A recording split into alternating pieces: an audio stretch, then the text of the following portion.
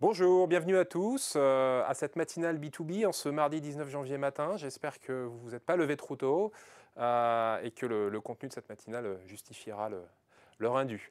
Je suis Mathieu Fischer de l'agence Arissi, du groupe Epoca. Je suis très content de vous accueillir. C'est moi qui, au sein d'Arissi, m'occupe plus précisément des stratégies liées à la marque et liées notamment aux stratégies de contenu. C'est la raison pour laquelle j'ai le plaisir de piloter, entre guillemets, d'être le monsieur loyal de cette matinale qui fera intervenir de nombreux experts de notre agence. Alors, notre agence, justement, quelques mots pour ceux qui se poseraient des questions, ne la connaîtraient pas précisément. Rassurez-vous, je vais aller très vite, hein. En quelques chiffres clés, le groupe Epoca, c'est 200 collaborateurs sur les métiers RH, corporate et B2B, 25 millions d'euros de marge brute et à peu près 200 clients actifs. Donc, à l'intérieur de ce groupe Epoca, ce qu'il est important de bien comprendre, c'est que l'entité RSI est vraiment l'entité spécialisée dans les problématiques professionnelles. Donc, une entité qui ne traite que des sujets que des problématiques marketing-communication qui s'adressent à des publics de pros. Alors, ça peut être quelques grands dirigeants d'entreprises du CAC 40, ça peut être une population extrêmement diffuse en France ou ailleurs de petites TPE, d'artisans, ça peut être tout ce qu'il y a entre ces deux extrêmes, mais on ne parlera, promis, ce matin, que de cibles professionnelles. Voilà. Alors, rapidement, Aressi Epoca, c'est donc, vous l'aurez compris, hein, on va dire un mid-player du marché de la communication. Hein, cette agence se veut un peu l'alternative au grand réseau de communication avec une vision assez singulière. Cette idée que l'agence s'organise autour de trois mots-clés: convergence, hybridation et synchronisation. Alors, très rapidement, notre façon de travailler. Donc d'abord la convergence des métiers, bien sûr. Il y a pu l'agence avec ses silos, ceux qui s'occupent du print, ceux qui s'occupent du digital, ceux qui s'occupent du social, etc. C'est un petit peu, à notre sens, le monde d'avant. Et on essaie de plus en plus d'avoir effectivement des équipes décloisonnées, des équipes mixtes, avec cette idée même d'hybridation qui recouvre en fait une idée d'agence augmentée. C'est-à-dire qu'aujourd'hui, l'agence, évidemment, accueille tout un socle de compétences et qu'on se fait fort, au gré des problématiques, d'aller chercher en dehors de l'agence, de prolonger notre expertise avec tel vidéaste, tel expert, etc., telle personne qui apportera sa pierre à l'édifice et sa valeur ajoutée. Synchronisation, enfin, c'est notre dernier mot-clé. La synchronisation, c'est tout simplement cette idée d'exceller dans l'exécution. Se prétendre agile, se prétendre hybride, c'est très bien, mais encore faut-il être capable de coudre tout ça avec agilité et de délivrer vite et bien. Alors, pour finir ces quelques mots de présentation sur notre agence, à l'écran, là, certains de nos clients. Donc, je tiens ma promesse, hein. Il s'agit exclusivement de problématiques professionnelles. Certaines de ces marques sont 100% B2B, d'autres sont, entre guillemets, sur le B2B et sur le B2C. Et promis, nous, on ne traite que le B2B pour donc des problématiques plutôt IT telco, avec des acteurs, effectivement, comme Google, Microsoft, etc. Plutôt industrie, parfois, avec des 3M, etc., des DECRA. Et puis serviciel également. Et là, on va trouver tout un tas d'acteurs, Cofidis Retail, le monde du paiement, etc., etc. Toutes ces références sont sur notre site web, où vous pourrez effectivement les découvrir plus avant. Alors, notre sujet de ce matin, c'est un sujet de content, c'est un sujet de stratégie de contenu, et c'est un sujet qu'on a appelé effectivement stratégie de contenu en B2B, l'âge de raison. Pourquoi? Alors, j'aurai l'occasion d'y revenir, tout simplement parce que les stratégies de contenu, ça fait quand même un certain temps maintenant qu'on en parle. Des mots comme l'inbound marketing, etc., j'imagine, sont quand même à ce stade parvenus jusqu'à vos oreilles. Et c'est quelque part, depuis, on va dire, en France, 2012-2013, le moment où le concept s'est généralisé sur le marché, je pense qu'on en est un peu à un moment clé. Un moment clé qui est que y a des marques qui se disent aujourd'hui, franchement, qu'est-ce que ça m'a apporté? Est-ce que ça a vraiment fait décoller mon business? Pour certaines marques, il y a des vraies réussites. Pour d'autres, il y a ces vrais moments de doute. Donc, j'aurai l'occasion d'y revenir, mais on est un petit peu à ce moment pivot où on a à la fois renoncé à certaines des illusions du début et en même temps, on a les vraies réussites sur lesquelles s'appuyer. Donc c'est pour ça qu'on a une certaine forme de maturité et qu'on va voir un petit peu, on va essayer ce matin un petit peu de faire le tri entre ce qui a marché, ce qui n'a pas marché et de laisser un peu se décanter ces premières promesses. Voilà. Donc, rapidement, voilà un petit peu ce que je vous racontais à l'instant, hein, c'est-à-dire que je vous ai mis là quelques captures d'écran. Rappelez-vous, 2012-2013, c'était le concept d'inbound marketing arrivé sur le marché. Quelques exemples, Inbound Marketing Day en 2015, The State of Content Marketing en 2013, etc. C'était un petit peu le moment où le concept se répandait. Tel un cheval au galop, parce que je me rappelle que beaucoup de nos clients venaient nous voir à cette époque en nous parlant de cette nouvelle notion qui déferlait. Et puis, aujourd'hui, c'est vraiment plus une nouveauté. C'est pour ça que je pense qu'on arrive clairement à l'âge 2. Je vous ai mis ici quelques chiffres tirés de l'étude annuelle HubSpot, mais tous les chiffres le confirment. Aujourd'hui, 70% des marketeurs déclarent être actifs et effectivement pratiquer du content marketing. Aujourd'hui, vous avez 60% de ces mêmes marketeurs qui déclarent que pour eux, le contenu est clé et que c'est vraiment un des pivots de leur stratégie de communication. Donc là aussi, maturité, parce que cette adoption à ce stade, elle est quasi généralisée et on n'en est plus du tout au moment de la découverte, on en est plus au moment, entre guillemets, de l'épreuve des faits. Et alors, épreuve des faits, j'ai remis ici, alors nous, sur les sujets tech, on aime bien cette courbe, la courbe Gartner de ce qu'on appelle la hype cycle, c'est-à-dire que vous avez une innovation qui déferle un petit peu sur le marché. Il y a ce fameux phénomène de hype, d'où le nom. Tout le monde s'en en parle, c'est la fameuse époque ce qu'on appelle les inflated expectations. On en attend moins à merveille, sans doute un peu trop. L'adoption monte en flèche et puis assez rapidement, il y a entre guillemets les promesses non tenues, certains points de déception qui font que l'adoption retombe.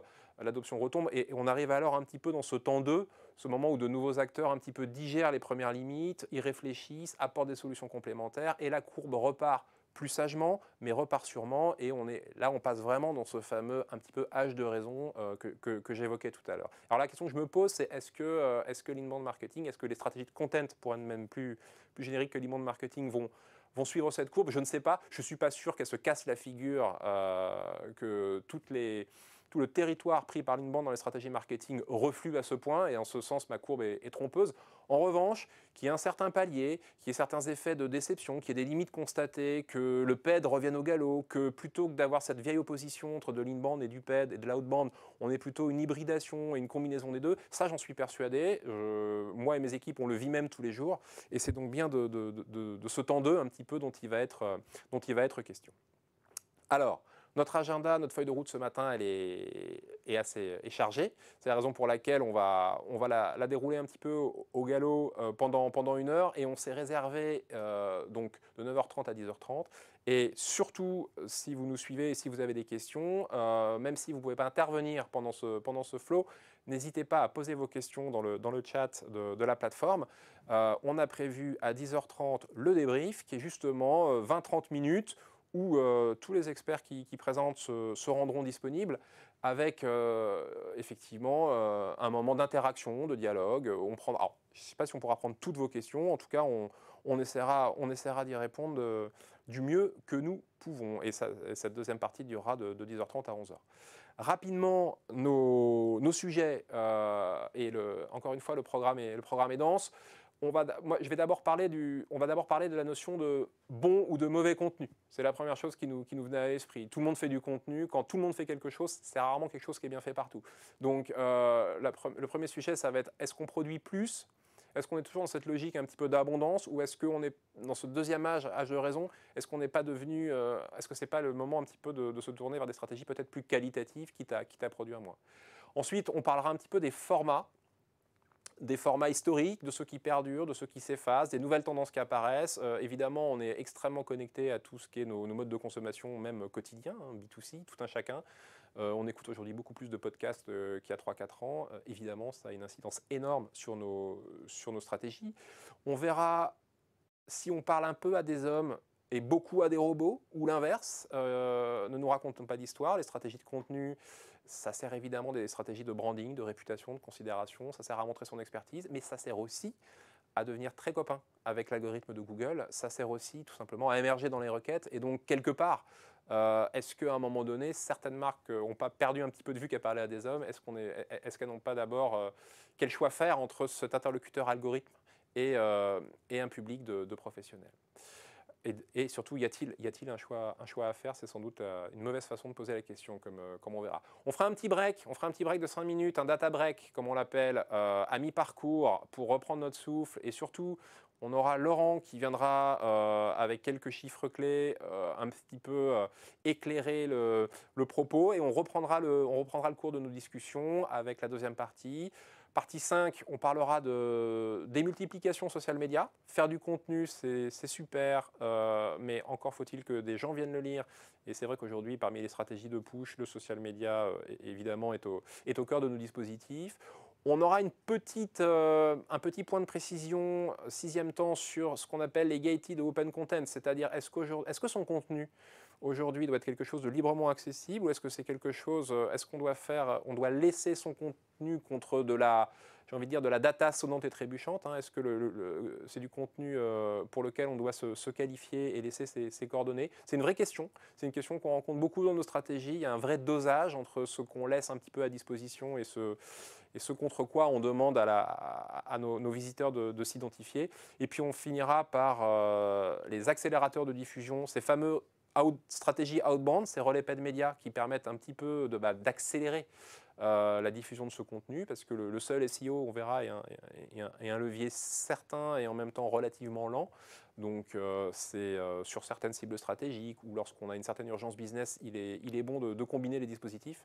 Et enfin, toute dernière partie, on parlera conversion, parce que du contenu pour faire venir des gens, c'est bien. Du contenu pour identifier ces gens, c'est top. Mais le travail du contenu ne s'arrête pas là. On peut derrière, sur des cibles identifiées, envoyer du contenu de façon à les travailler, les nurturer, les réchauffer, avant de les confier aux bons soins de ses sales. Et on verra ça dans une dernière partie avec Iria et les schémas de nurturing et toutes les histoires de marketing automation. C'est donc long, on n'a qu'une heure, et donc sans plus tarder, on va démarrer.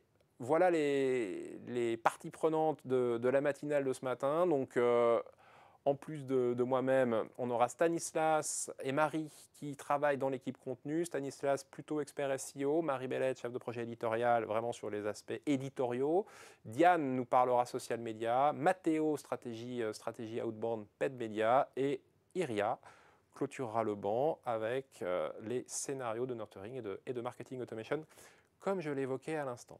Voilà, et ben, j'espère que cette matinale va combler au moins une partie de vos attentes.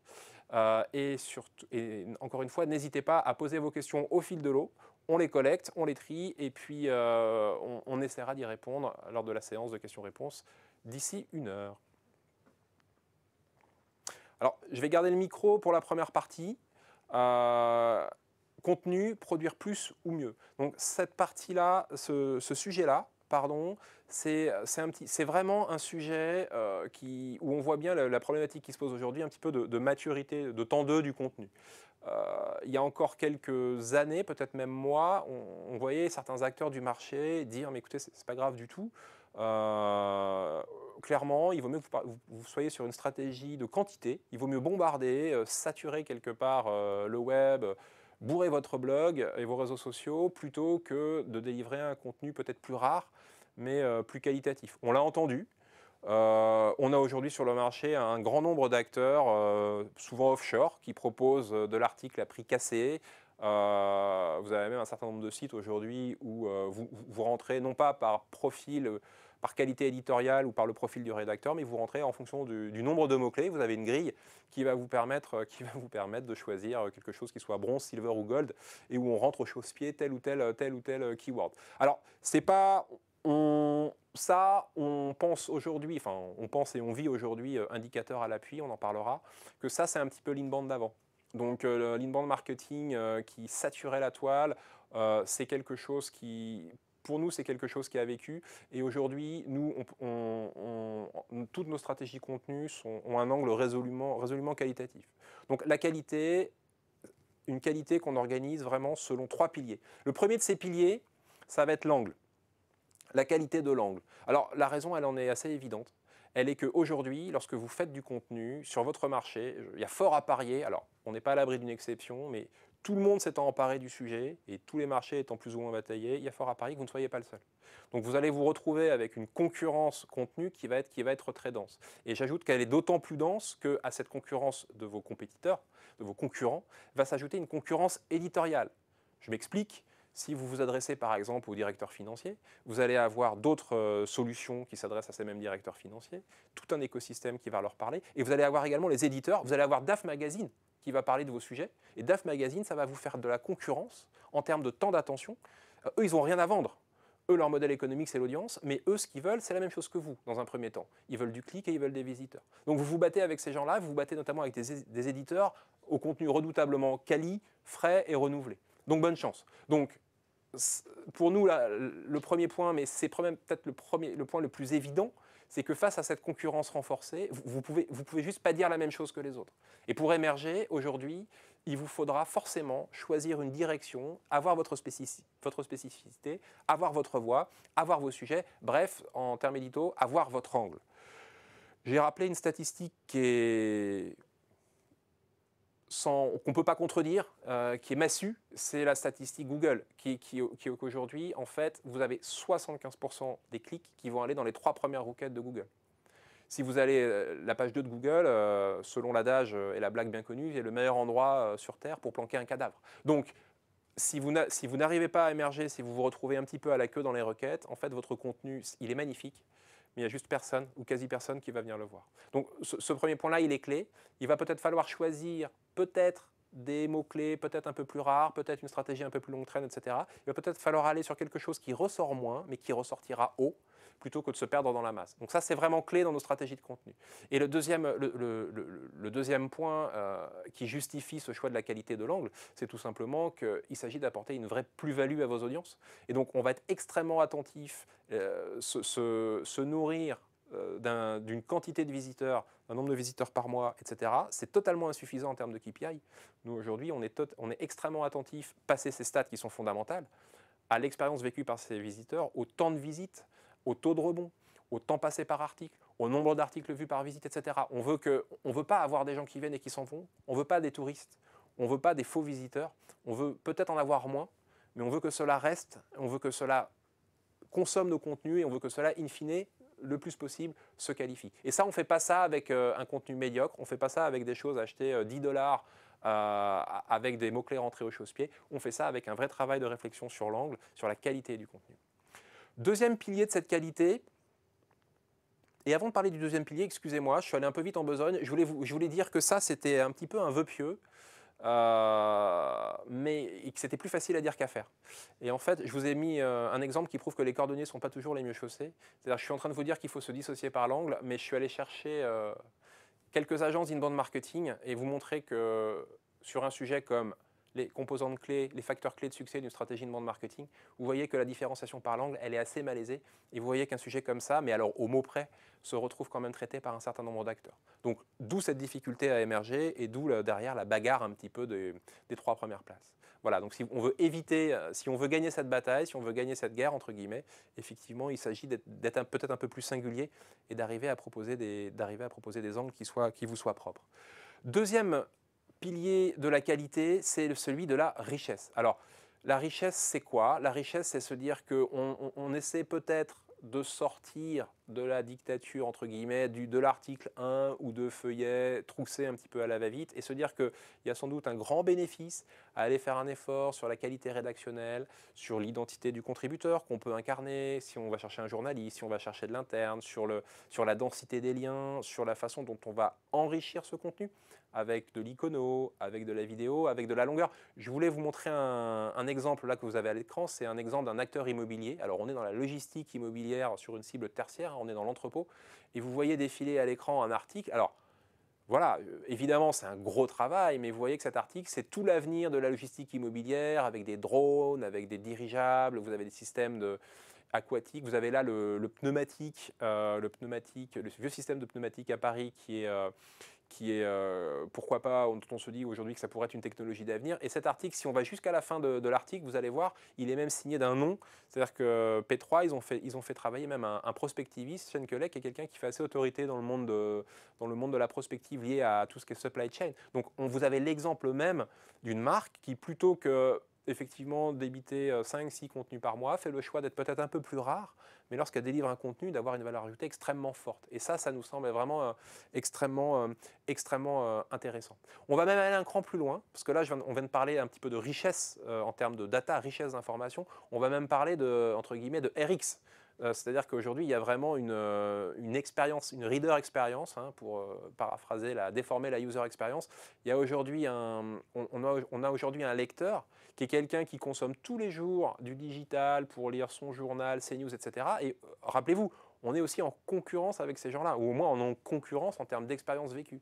Quelqu'un qui vient de parcourir lemonde.fr ou Libé et qui vient sur votre blog, c'est compliqué de lui présenter quelque chose d'austère, de rébarbatif, etc. Et puis là, on n'est pas dans une démarche plaisir, on apporte à quelqu'un de l'info un peu utile, un peu business. Donc il ne peut pas y avoir cette rupture, il faut éviter qu'il y ait cette rupture de ton, cette rupture qualitative trop forte. Donc là, je vais vous montrer tout de suite un exemple fait par Microsoft, donc, qui est un exemple qui a déjà 2-3 ans. Mais vous voyez sur un sujet, la façon dont l'icono est travaillé, l'icono est riche, il y a eu un reportage terrain, vous avez un contenu enrichi par de la vidéo, vous avez ces exergues avec des citations, etc. Vous avez là des modèles de simulation 3D, parce que c'est évidemment un outil qui permet justement de recomposer des architectures à partir de ruines. Hein. C'est un article au service de la data, au service de l'archéologie, et donc très intéressant du reste. Et donc voilà, vous avez là vraiment l'exemple d'une qualité d'expérience de lecture que la marque arrive à proposer à son audience, que je trouve tout à fait pertinent. Donc, qualité en termes d'expérience de lecture, ça veut dire quoi? Ça veut dire des visuels mieux travaillés. Attention, les blogs aujourd'hui, je crois qu'il m'est arrivé sur certains secteurs de trouver la même image partagée par 2-3 acteurs qui étaient allés sur eStock télécharger la même photo à 10 $. C'est pas possible. C'est pas possible. Aujourd'hui, il y a des coins de blogs, ça pourrait être les blogs de n'importe quelle marque, voire même de n'importe quel secteur. 2 personnes du tertiaire sur un fond gris qui se serrent la main pour illustrer un article, c'est juste pas possible. Donc attention à l'iconographie au tiède. Attention, faciliter la lecture. On est en train de c'est pas parce qu'on fait un article long, plus enrichi, c'est pas parce qu'on fait quelque chose qui va plutôt dans les 1000, 2000, 3000 mots, vraiment en format long read, qu'on doit perdre notre lecteur. C'est toute la difficulté est là, lui proposer un contenu riche et dense, en même temps faciliter son expérience de lecture. Donc pensez à chapitrer, structurer votre contenu. C'est basique, mais c'est nécessaire de le rappeler. Pensez au système d'encre, au sommaire interactif qui permet de naviguer facilement dans un contenu et d'éviter le scroll à l'infini. Pensez à jalonner l'article de ces illustrations. Idéalement, si vous avez de l'animation, de la vidéo, à enrichir le flux de l'article. Tout ce qui est les petits accidents informatifs au gré de la lecture, que ce soit des pop-up, que ce soit des modules de partage des réseaux sociaux, sont les bienvenus. Bref, essayez aujourd'hui, quand vous travaillez votre contenu, de penser peut-être un peu B2C, de penser un petit peu à nos maîtres en la matière, qui sont plutôt les éditeurs, qui sont plutôt la presse, dont malheureusement le côté un peu industriel de l'inbound nous a parfois un petit peu éloignés.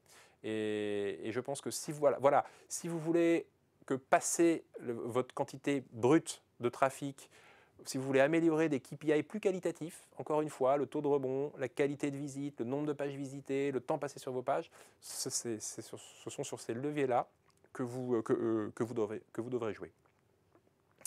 On va vous montrer 2 exemples pour finir. Alors ça fait un petit peu rêver. Quand je disais aller s'inspirer des éditeurs presque B2C, on en a beaucoup parlé. Et là vous avez le Washington Post. C'est un article qu'ils ont fait cette année là, pendant le Covid. Et donc c'est un article c'est un simulateur en fait. C'est un simulateur, c'est même pas un calculateur, c'est juste une succession d'animations en fait qui viennent modéliser et qui viennent expliquer un petit peu au grand public différents schémas de contamination pour effectivement que le public comprenne mieux effectivement les stratégies de lutte contre la Covid. Alors, c'est effectivement pas mal de travail, mais pour la petite histoire, sachez que cet article, c'est l'article le plus lu en digital, bien entendu, de l'histoire du Washington Post. Ils ont fait le calcul, c'est le contenu qui, depuis que le site web du Washington Post existe, donc depuis quand même maintenant un certain nombre d'années, a accueilli le plus de visiteurs. Voilà, donc ce qui prouve bien que cet effort de pédagogie, cet effort d'illustration, cet effort d'animation paye in fine. Donc ça, c'est un premier exemple pour le Washington Post. Et puis un autre exemple, là aussi tiré d'un éditeur US, c'est sur le slide suivant, c'est le New York Times cette fois-ci, là aussi sur le thème du Covid, qui a été un thème un tout petit peu présent cette année, ce qu'on peut comprendre. Donc là, c'est plus une expérience de navigation où effectivement, on a un article de fond sur la façon dont le Covid s'est répandu en Amérique centrale, notamment dans la région amazonienne, et vous avez un système effectivement qui fait alterner le scroll du texte avec du très beau visuel journalistique plein pot, avec même une séquence qu'on voit maintenant à l'écran où effectivement on va vraiment plonger en Amazonie et en réutilisant les images, je pense, de Google Earth, effectivement naviguer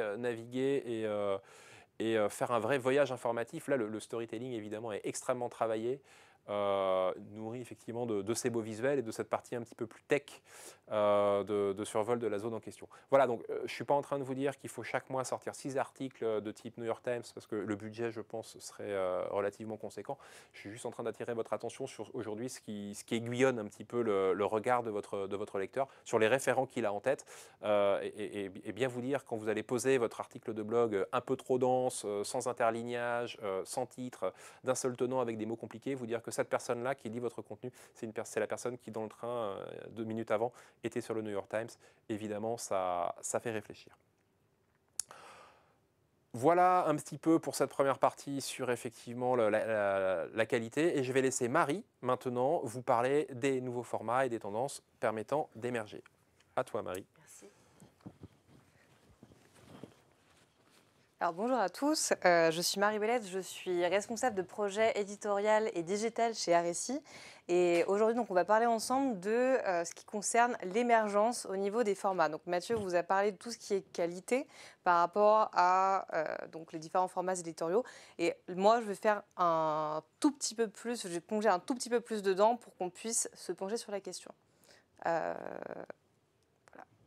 Alors, donc, on va commencer par les fondamentaux. Je vais vous présenter 2 exemples qui, pour nous, sont assez intéressants. Le premier, ça va être en termes d'articles, un contenu un peu comme flow, on pourrait dire. Et là, ça va être l'exemple du Café Caron, qui est un challenger, donc qui n'a pas exactement la force de frappe de Nespresso, c'est une petite brûlerie, mais qui alimente son site relativement bien en termes d'articles. D'autre part, nous avons également des contenus un peu plus premium, et ça va être le cas pour les livres blancs dans ce cas-là. Et donc, on a ici un exemple avec Bouygues Télécom Entreprise qui a mis sur son blog, le Biblog, un contenu à télécharger. Donc là, c'est ce qui va permettre de véritablement draguer en fait des leads vis-à-vis en fait de vos bases pour pouvoir leur envoyer de nouveau donc des contenus et les fidéliser. Ensuite, je passe à la partie sur le storytelling. Le storytelling, ça va être donc, ce qu'on pourrait appeler également de l'éditorialisation. Finalement, c'est ce qui va fonctionner extrêmement bien, c'est d'avoir une histoire qu'on va véritablement pouvoir raconter, que ce soit une histoire d'un business ou autre. En fait, ça rejoint ce que Mathieu a dit sur la question de langue qui va être intéressant. Là, ce que l'on a à l'écran, c'est une compilation, on pourra vous la montrer du coup un peu plus tard, mais de Veolia, pour lequel on a produit 15 articles donc sur une thématique qui était la suivante, donc les bénéfices en fait pour la collectivité des services de l'environnement. Donc c'est un angle qui est bien plus, on pourrait dire pédagogique, et bien plus intéressant et accessible pour des élus, étant donné que c'était la cible, que l'aborder sous un angle un peu plus comme des ingénieurs avec véritablement le traitement donc, de l'eau ou des déchets. Donc format pédagogique, on l'a vu, très illustré, et la valeur ajoutée qu'on y a apportée derrière, c'était de le transformer sous la forme d'un livre qui a été distribué ensuite au Salon des maires, je crois que c'était l'année dernière. Une fois qu'on maîtrise les fondamentaux, on peut désormais passer à la partie donc enrichir ses propositions, c'est ce que nous avons baptisé ainsi, avec un premier exemple qu'on a réalisé pour G-Collect, qui est une société donc, qui s'occupe de, je crois que c'est du recouvrement, donc un e-book animé qu'on va vous projeter là au niveau de... Voilà, tout de suite, merci. Donc c'est un e-book que vous allez pouvoir visualiser via un lien. Donc vous avez donc ici les 7 façons. Vous avez l'éditorial donc, qui va se dérouler, le sommaire, donc on peut tout à fait naviguer droite, gauche, vous allez voir, il y a des animations qui vont venir s'y greffer, et ça, cet intérêt que c'est donc, du recouvrement, c'est peut-être pas quelque chose de forcément simple de pouvoir rentrer en fait dedans, et ça rend la chose beaucoup plus ludique, beaucoup plus intéressante, et c'est aussi une façon de l'aborder qui est différente par rapport à des concurrents. Alors, je vous propose désormais de passer à la slide suivante. par rapport à la vidéo. Donc, on a parlé d'enrichir les contenus au niveau de l'e-book, qui était énormément fait au niveau du PDF. Cette fois-ci, je vais vous parler donc de la vidéo avec un cas que nous avons réalisé pour Decra. Donc, Decra, donc on est allé réaliser toute une série de vidéos directement donc testimonials, mais plutôt que d'avoir quelque chose qui soit, par exemple, dans une tour, comme disait Mathieu, avec un fond gris, ou il peut y avoir quelque chose de très polissé. On va être là directement sur la Grande-Arche de la Défense avec les cordiers qui sont allés faire leur métier. On les a tous directement filmés. Donc c'est véritablement, si on peut parler comme ça, mettre les mains dans le cambouis, et on est allé au plus près du terrain. 2 chiffres que j'aimerais vous rappeler. Le premier, c'est que la consommation en 2020 en termes de vidéos a été multipliée par 2 selon Business Wire. Et d'autre part, qu'il y a, on estime en fait, 22 milliards de vidéos qui sont vues chaque jour. Donc c'est considérable. Étant donné que c'est un aspect qui est, c'est un asset qui est très stratégique, dans ce cas-là, ce qu'on va vouloir véritablement faire, c'est pouvoir l'enrichir pour obtenir des statistiques comme celles que vous pouvez voir dans le coin droit de l'image. Enfin, j'aimerais vous parler très rapidement de ce qui est la voix. Donc la voix, Mathieu l'a également évoqué, le podcast a énormément progressé rien que cette année. Donc il y a certainement un petit effet coronavirus.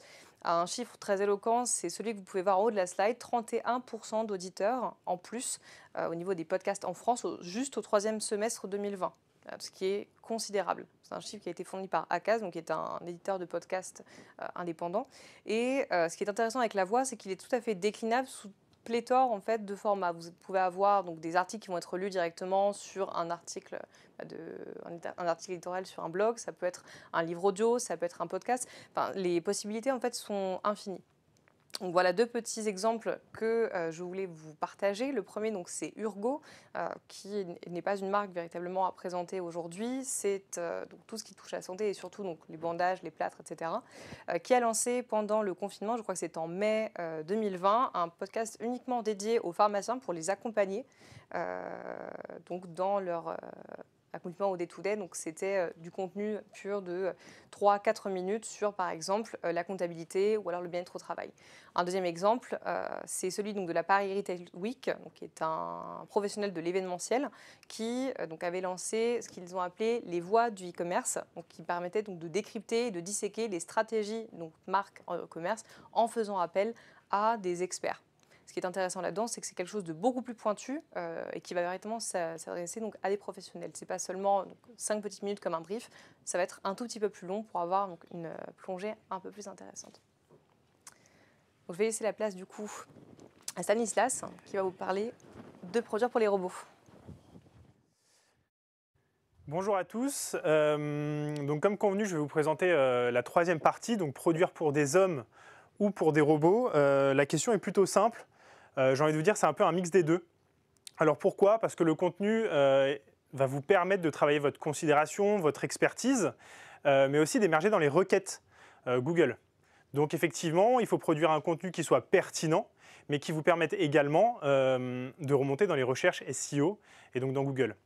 Il est important, et ça je ne vais pas vous le rappeler, de respecter les bonnes pratiques SEO de base, on va dire, avoir des bons H1, de bien remplir toutes les balises, des bons meta-titles, etc.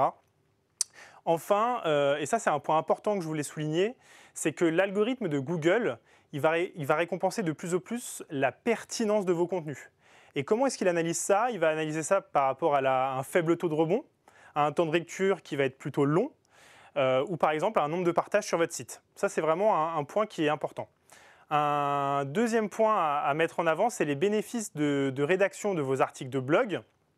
1, ils vont permettre de vous positionner sur Google. 2, d'améliorer la position de votre site et donc le ranking. 90% des clics sont faits sur la première page de Google. Donc comme le disait Mathieu tout à l'heure, si vous êtes sur la page 2, vous n'avez plus que 10% de chances de passer. Enfin, indexer des nouveaux contenus. Google aime les contenus frais, donc ne pas oublier de les optimiser, de les mettre à jour et d'en créer des nouveaux. Si vous avez créé un contenu en janvier 2020, n'oubliez pas d'en refaire un 1 mois après, 2 mois après. Faire croître le CTR de votre site et donc le nombre de visiteurs uniques. Plus vous aurez de visiteurs, plus vous allez monter dans le ranking. Faire augmenter le temps passé sur votre site. Et enfin, montrer votre expertise. Les internautes recherchent du contenu de qualité. 2 petites mises à jour sont prévues par Google d'ici 2021. La première, la Google Mobile First, qui va obliger tous les sites d'avoir un contenu responsive et donc mobile friendly. Ça, c'est le premier point. Le deuxième point, c'est la Google Page Experience qui va avoir 3 incidences. Le premier, c'est sur le temps de chargement de vos pages. Donc bien prévoir les technologies AMP, bien réduire les tailles des images, etc. L'accessibilité des liens, des descriptifs, par exemple pour les personnes malvoyantes, donc bien remplir tous les textes alternatifs.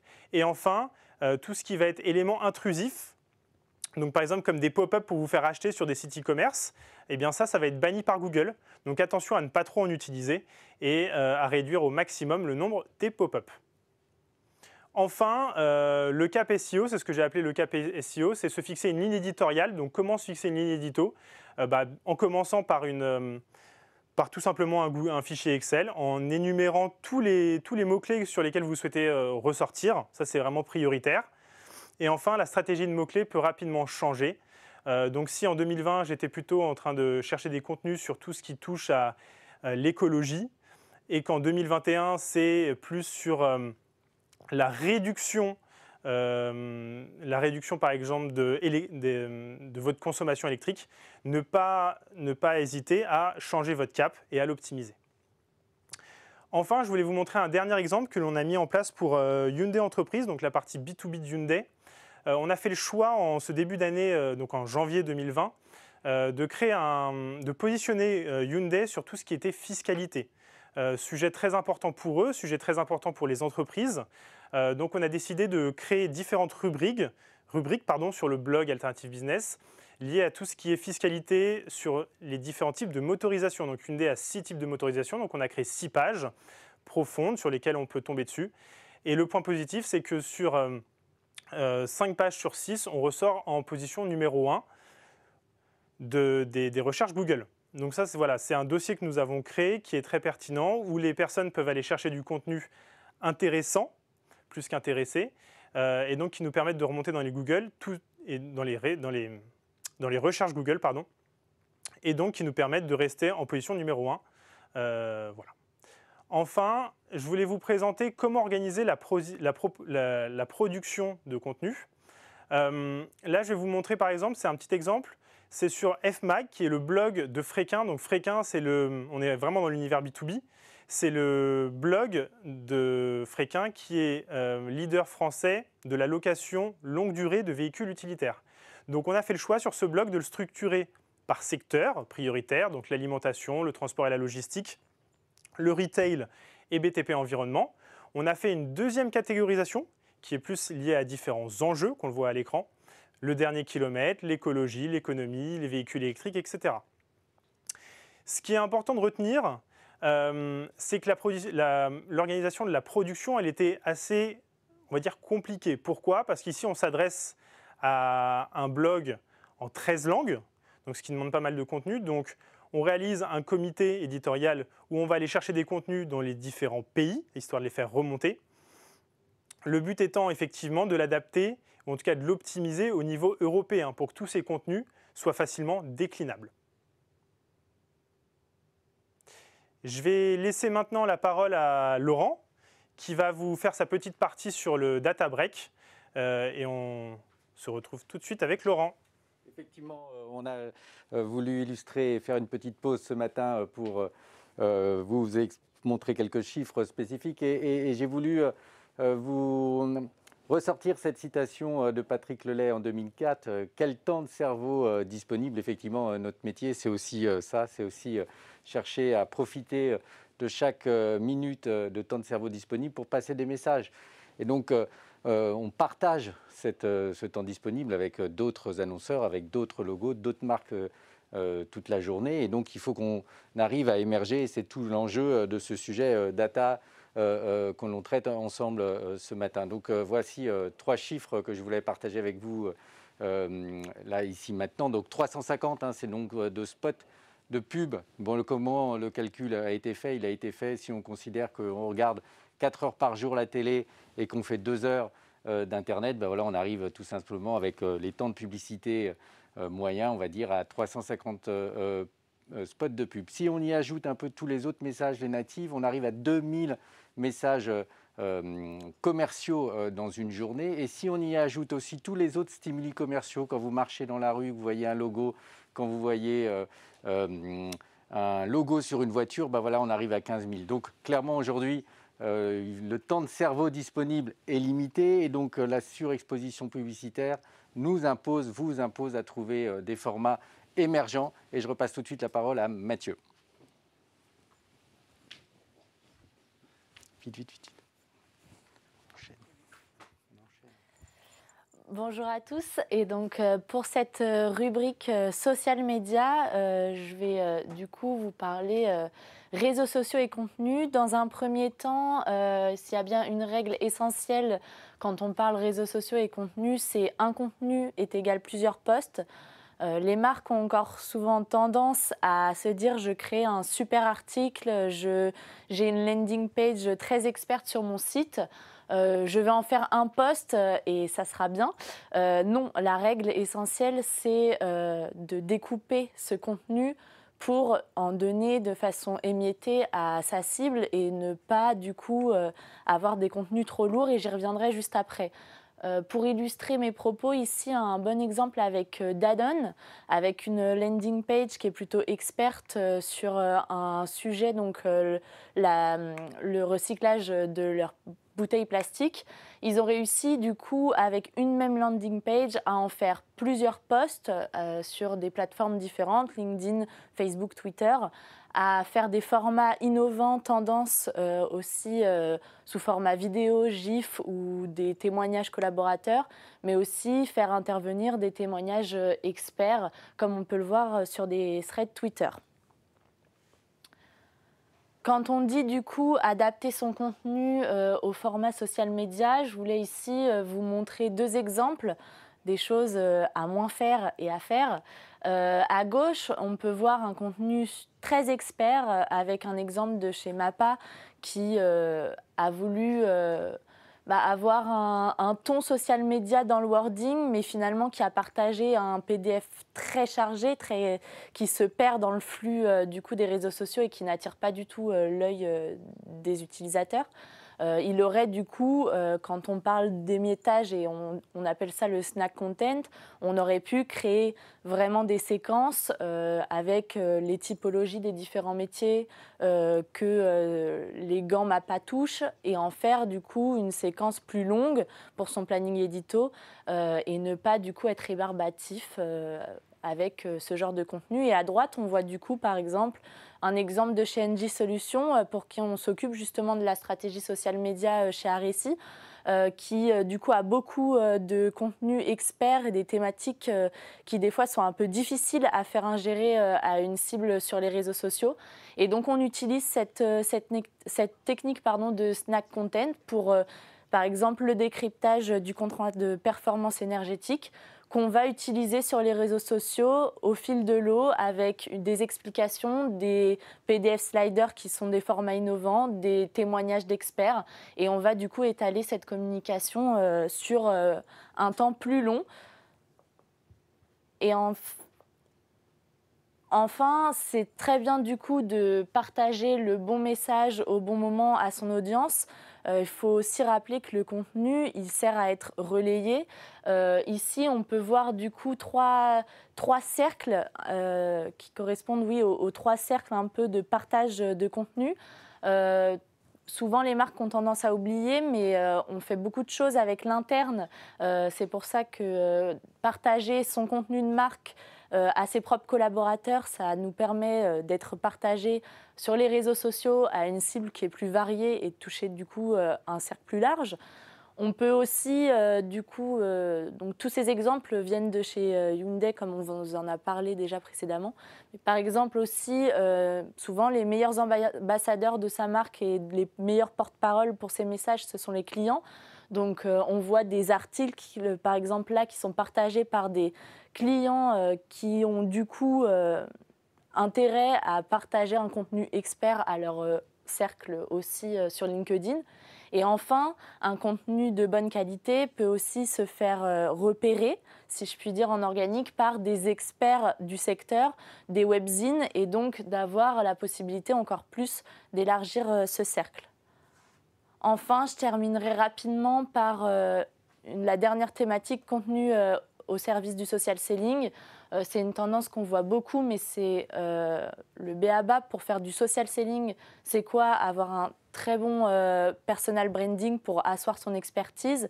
Publier, j'en parlais donc juste précédemment, publier du contenu régulièrement et différent, varié pour attirer son réseau, attirer l'attention.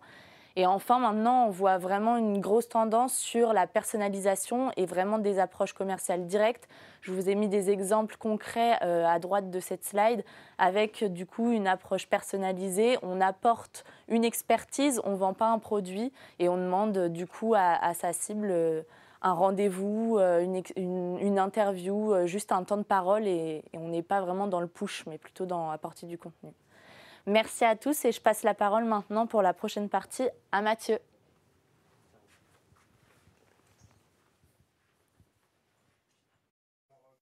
Très rapidement, le temps a déjà pas mal passé sur un point que tout marketeur qui traite de stratégie de contenu, cette question-là, il a dû se la poser. Mon contenu, est-ce que je le donne à tout le monde ou est-ce que je m'en sers un petit peu comme une monnaie d'échange pour qualifier des contacts? Alors, il y a 3 critères, selon nous, qui doivent un petit peu guider cette éternelle question en fait, du marketeur digital. Bon, le premier, il est simple, c'est l'objectif. C'est-à-dire, est-ce que mon contenu, c'est un contenu que je veux diffuser librement auprès du plus grand nombre de façon à développer la notoriété de ma marque, de façon à développer la considération autour de mon offre, la familiarité autour de mes solutions, etc. etc. Là, on est vraiment dans un objectif de chiffres. Hein. On veut maximiser le trafic. Ou est-ce que, au contraire, ce contenu, je veux peut-être le montrer à moins de personnes, mais ces personnes-là, des personnes réellement engagées, des personnes auprès desquelles je veux prendre le temps de déployer en profondeur mon expertise et des personnes surtout que je cherche à identifier. Donc premier critère. Second critère, c'est tout bête, mais ça va un petit peu dépendre du niveau de valeur ajoutée du contenu.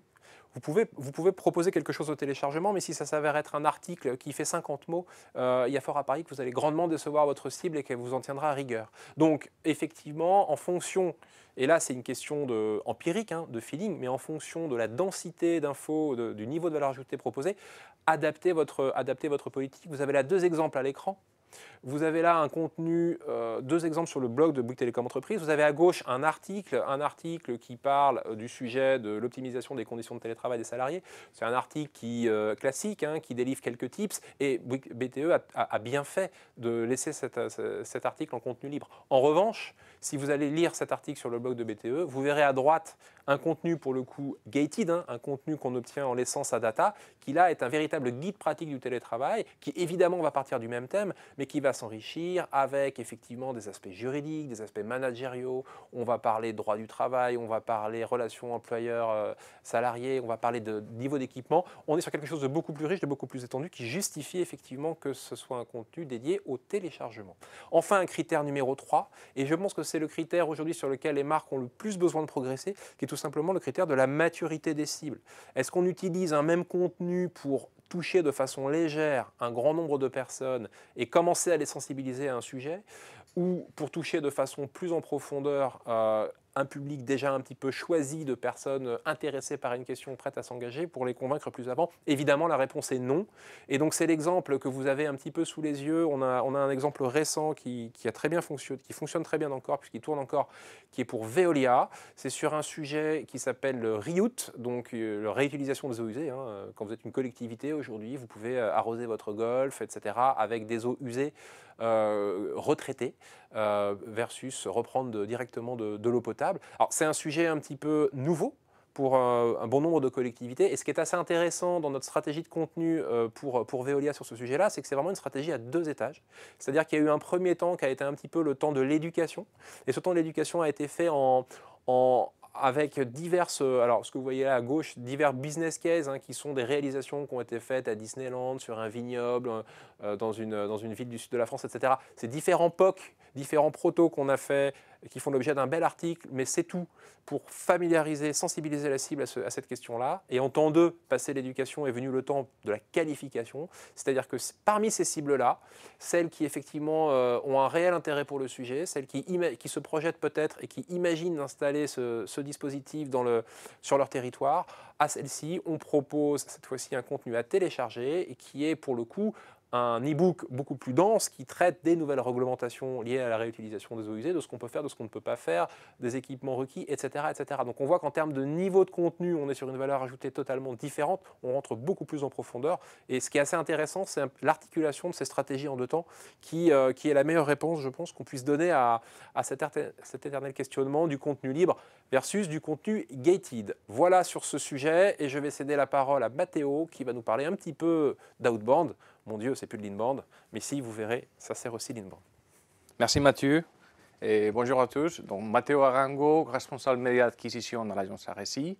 Je vais vous parler de l'acquisition média. Donc, vous avez créé un contenu, vous avez bien développé une stratégie de contenu, mais vous n'arrivez pas à avoir les visiteurs ou les trafics que vous souhaitez sur votre site. Donc, c'est pour ça que je vais vous donner quelques tactiques ou quelques astuces pour vous aider à optimiser ces trafics ou ces quantités de leads qui va vous donner un résultat mieux en fait. Donc, j'ai optimisé mes idées par rapport à un budget simple. Donc, la première option, ma première réponse, c'est aller sur les social media. Donc, dans ce cas, 2 options claires, LinkedIn et Twitter. Comment je commence avec LinkedIn? Je commence avec un ciblage par post. Donc, il faut juste identifier c'est qui la personne qui souhaite regarder votre contenu, lire votre contenu ou voir les contenus. Donc, dans ce cas, je commence avec une option simple de ciblage. On va cibler par poste, on va cibler par une taille d'entreprise, ou on va cibler aussi par un centre d'intérêt. Il faut savoir aussi que plus de ciblage j'ai, moins cher ça me coûte, plus fin j'ai, plus cher ça me coûte. Donc, il faut trouver les moyens entre moins cher et plus cher pour cibler votre contenu. Après, dans ce cas, Veolia, il a fait une super action géolocalisée, qui c'est aussi une bonne option pour cibler. Que je ne vais pas cibler la France entière, je vais juste passer à un ciblage, et dans ces cas côtières, sur la région française qui me montre un contenu à la cible que je souhaite. Donc, ce contexte de social media s'applique aussi sur la partie programmatique. Dans ces cas, mes options sont plus limitées, mais en même temps, il faut être malin sur ces sujets. Donc, dans ces cas, je vais lier ces contenus, ces titres ou ces sujets qui vont parler de mes contenus. Je vais faire une recherche sur les moteurs de recherche qui cherchent les gens entiers en France ou d'ailleurs aussi sur les contenus que je souhaite. Et je vais juste cibler les sites qui parlent de ces contenus. Donc, pourquoi je vais cibler juste les sites? Parce que sinon, ça sera un gaspillage sur les autres sites. Dans ces cas, vous avez une whitelist, c'est une liste de sites que vous souhaitez diffuser. Si vous voulez cibler les mondes entiers, vous pouvez le faire aussi. Mais l'exemple montre CDNet avec les contenus de RP. On a fait une recherche sur les thématiques ou sur les topics d'actualité sur les RP et on va cibler juste les gens qui visitent ce type d'articles. C'est très, très, très simple. Ensuite, je n'ai pas beaucoup d'options pour chercher une audience. Je ne sais pas comment le faire. Que mieux que trouver l'endroit niche qui réunit l'audience. Donc, c'est un exemple hyper simple aussi. Je vais aller sur un comparateur, je vais cibler les comparateurs et je vais aller justement à la cible qui m'intéresse. Donc, c'est une option qu'on a développée à l'agence et c'est aussi une option qui me permet aussi de créer une audience qui est déjà qualifiée. Donc, je vais juste cibler d'ailleurs ou dans les sites que vous voulez ce type d'audience qui est venu d'abord à quel ERP dans ces cas. C'est très simple, mais en même temps, ça vous permet d'éviter les gaspillages. Et donc, voilà. Donc, c'est 3 options, 3 solutions faciles à faire et en même temps, contactez-nous pour les mettre en place. Je vais passer la parole maintenant à Iria qui va parler des Nortorin.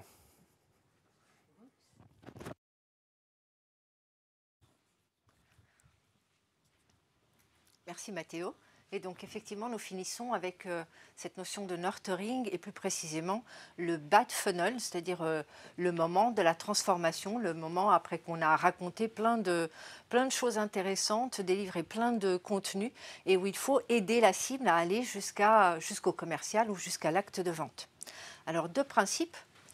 Le premier principe que je voudrais partager avec vous, c'est que quand on parle de contenu utile à la cible, utile à la marque, en réalité, ce qui importe, c'est qu'il soit d'abord utile à votre cible, utile à l'acheteur que va devenir votre cible marketing. C'est évidemment quelque chose qui est relativement évident ou en tout cas très largement répandu dans l'esprit des gens, des marketeurs et des agences. Mais le plus souvent, on s'attache d'abord à vouloir dire des choses intéressantes sur son produit, intéressantes sur ses compétences, intéressantes sur la maîtrise qu'on a de son marché, avec foule de contenu. Et on oublie un peu ce qui est vraiment intéressant pour l'acheteur, et c'est ce que je voudrais qu'on voit là dans ces quelques dernières minutes. Deuxième principe, tout aussi important, qui est vraiment fondateur, je pense, de notre métier de marketing quand il s'agit d'atteindre cette phase de conversion finale. L'aversion au risque est plus importante, a plus de poids dans nos décisions que l'attrait du gain. Alors, qu'est-ce que ça veut dire? Ça veut dire que quand une de vos cibles reçoit un email proposant vos produits ou vos services, c'est un peu comme quand on lui demande de sauter à l'élastique. C'est un moment de crispation parce on lui propose de changer en tout cas, et que dans changer, il y a le risque. Et c'est un risque qui est fondateur, qui n'est pas vraiment lié à une fonction ou à un secteur, c'est vraiment fondateur du CEO jusqu'à, je dirais même, la toute petite fourmi. Tout le monde a ce réflexe de protection en fait et d'aversion au risque. Pourquoi est-ce que je parle de cet aspect psychologique, pas pour faire de la psycho, mais parce que c'est ça qui est vraiment le dernier levier. Je suis sûre que quand vous avez été en position d'acheter quelque chose ou de considérer un nouvel achat, plutôt à titre B2B que B2C, vous avez été enthousiasmé, vous avez analysé les choses, et puis il y a un moment, quand vous êtes prêt à décider, il y a une crispation qui est la peur de se tromper. C'est ce moment-là qui est le bas de funnel, et c'est ce moment-là qui demande un contenu très spécifique, un contenu que j'appelle bêtement utile, et vous allez voir pourquoi, avec cet exemple de Fréquin. Tout à l'heure, Stan vous a parlé de Fréquin sous l'angle du blog et des contenus qui vont nourrir l'expertise, nourrir la connaissance qu'on a du secteur et des cibles. Eh bien, moi, je voudrais partager avec vous un exercice que nous avons fait assez pointu sur du nurturing, donc adossé à du marketing automation. Ici, c'est du Pardot, mais ce pourrait tout aussi bien être n'importe quelle autre plateforme. Qu'est-ce que nous avons fait? À partir d'un scénario qui avait vocation à aller conquérir ou attirer l'attention, en tout cas, de cibles difficiles sur lesquelles Fréquin n'est pas tout à fait leader, même franchement challenger, avec devant lui une marque extrêmement puissante, une marque concurrente extrêmement puissante. Nous avons travaillé à bien comprendre les leviers de décision et ces leviers de crainte dans l'acte d'achat de la cible. Ici, nous parlons de location longue durée de véhicules frigorifiques, véhicules utilitaires, frigorifiques évidemment. Et nous avons fait avec notre client, avec l'équipe marketing et l'équipe commerciale, un travail d'investigation des leviers, des méconnaissances, des craintes, pour arriver à générer des contenus dont vous voyez ici quelques exemples parmi l'ensemble. On s'est rendu compte, par exemple, qu'un véhicule frigorifique, il y a une réglementation extrêmement stricte qui fait que quand on transporte des fruits et légumes, je suis imprimeur par exemple, ou quand on transporte du poisson, eh bien, ce n'est pas la même norme. Le véhicule ne doit pas être à la même température, il ne doit pas être certifié, vérifié, contrôlé dans les mêmes conditions, dans un cas comme dans l'autre, pour des raisons évidentes. Et on s'est aperçu que cette information-là est assez mal connue par les commerçants dont le boulot et la compétence est d'abord d'être commerçants avant d'être des ingénieurs en frigorifique. Et donc on a produit comme un contenu une simple fiche qui donne la règle du jeu. Si tu dois transporter dans ton véhicule utilitaire telle matière, tu dois avoir cette certification, tu dois avoir cette règle, ces vérifications, etc., etc. Un autre sujet était le débat, est-ce que je dois louer en longue durée ou est-ce que je dois acheter?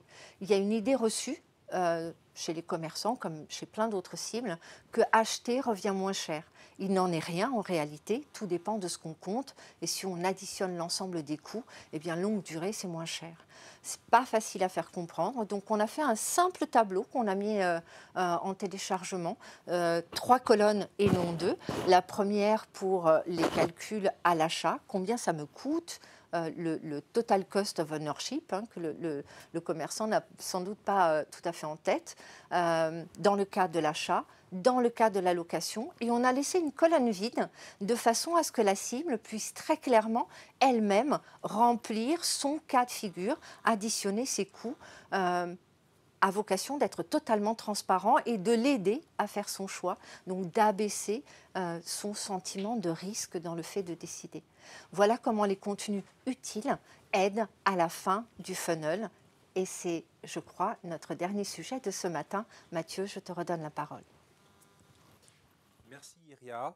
Et donc, merci de nous avoir suivis. J'espère qu'on vous a apporté plein d'idées utiles. Voilà, une phrase pour conclure. Vous remercier de votre attention et surtout vous dire de rester avec nous parce que là va maintenant passer une petite vidéo, le showreel de l'agence, et tout de suite après, on est là, toute l'équipe à votre disposition pour répondre à vos questions et échanger avec vous. Donc je vous dis à tout de suite.